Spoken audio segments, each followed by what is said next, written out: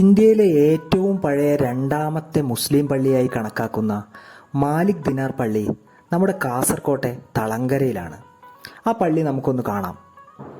അതിനു മുമ്പായി സീദിസ് ചാനൽ ആദ്യമായി കാണുന്നവർ ചാനൽ സബ്സ്ക്രൈബ് ചെയ്യുക. നോട്ടിഫിക്കേഷനുകൾക്കായി ബെൽ ഐക്കൺ ക്ലിക്ക് ചെയ്യുക. എക്സ്ക്ലൂസീവ് വീഡിയോകൾക്കും യാത്രാ വിവരങ്ങൾക്കുമായി ജോയിൻ ബട്ടൺ ക്ലിക്ക് ചെയ്ത് ചാനൽ മെമ്പർഷിപ്പ് എടുക്കുക.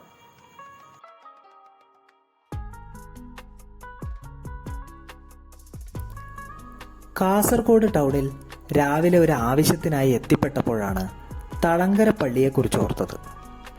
കാസർഗോഡ് ടൗണിനടുത്തുള്ള സ്ഥലമാണ് തളങ്കര. കാസർഗോഡ് റെയിൽവേ സ്റ്റേഷനിൽ നിന്ന് കഷ്ടിച്ച് 1 കിലോമീറ്റർ ദൂരം. ഇത്രയും ചരിത്ര പ്രാധാന്യമുള്ള സ്ഥലം തൊട്ടടുത്തുണ്ടായിട്ട് കാണാതെ പോകരുതല്ലോ.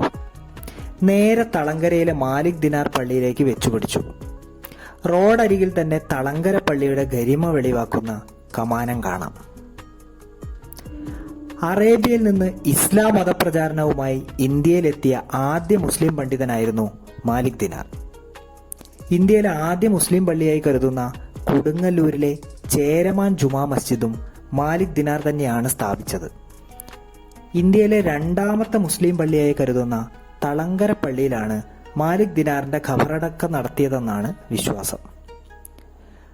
പ്രശസ്ത ചരിത്രകാരനായ എ ശ്രീധരമേനോൻ കേരള ചരിത്രത്തിൽ എഴുതിയത് ഇങ്ങനെയാണ്: അറേബ്യയിൽ നിന്ന് വന്ന മാലിക് ദീനാർ എന്ന മുസ്ലിം ദിവ്യൻ മുദരിസ് കൊല്ലം, കാസർഗോഡ്, ശ്രീകണ്ഠേശ്വരം, വളവട്ടണം, മാടായി, പന്തലായനി, കൊല്ലം, ചാലിയം എന്നിവിടങ്ങളിൽ 9 പള്ളികൾ പണിതതായി തൂഫത്തുൽ മുജാഹിദീനിൽ കാണുന്നു. ഈ പള്ളികളൊന്നും ഇപ്പോൾ നിലനിൽക്കുന്നില്ല. കാസർകോട്ടെ മാലിക് ദീനാർ പള്ളി സശ്രദ്ധം പരിപാലിക്കപ്പെട്ടു. ഇദ്ദേഹത്തിന്റെ പിൻഗാമി മാലിക് ബിനു മുഹമ്മദിന്റെ ഭൗതിക ശരീരം അടക്കം ചെയ്തിട്ടുള്ളതും ഇവിടെയാണ് എന്നാണ് ശ്രീധരമേനോൻ എഴുതിയിട്ടുള്ളത്. ഏകദേശം കോമൺ ഇറ 642 643 ആണ് തളങ്കര പള്ളിയുടെ നിർമ്മാണം നടന്നിട്ടുള്ളത്. പിന്നീട് 1819 പള്ളി പുതുക്കിപ്പണിതു. ഏറ്റവും അവസാനം ഇന്ന് കാണുന്ന രീതിയിൽ പള്ളിയുടെ നിർമ്മാണം നടന്നത് 2018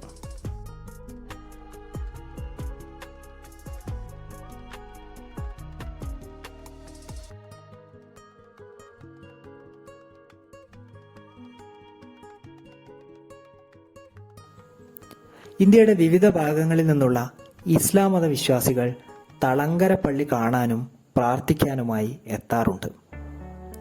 പള്ളിയിലുള്ള മാലിക് ദിനാറിന്റെ ദർഗയും വിശ്വാസികളെ ആകർഷിക്കുന്നു. മുഹറം മാസത്തിലെ തളങ്കര പള്ളിയിലെ മാലിക് ദിനാർ ഉറൂസ് കാസർകോട്ടെ പ്രധാന ആഘോഷങ്ങളിൽ ഒന്നാണ്. മാലിക് ദിനാറിന്റെ കേരളത്തിലേക്കുള്ള വരവാണ് ഉറൂസിലൂടെ ആഘോഷിക്കുന്നത്.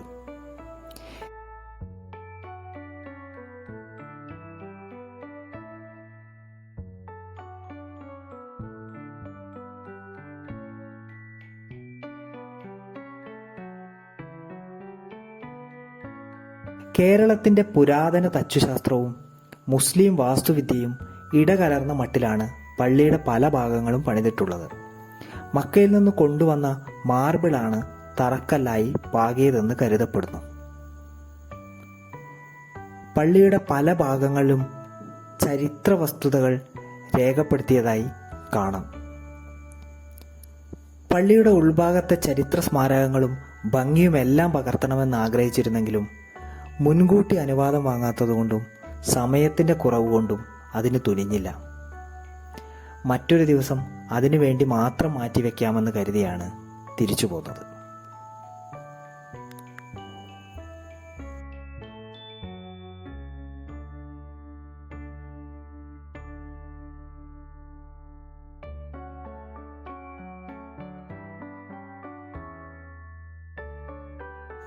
സീദിസ് ചാനലിലെ ഈ വീഡിയോ ഇഷ്ടപ്പെട്ടാൽ ലൈക്ക് ചെയ്യുക.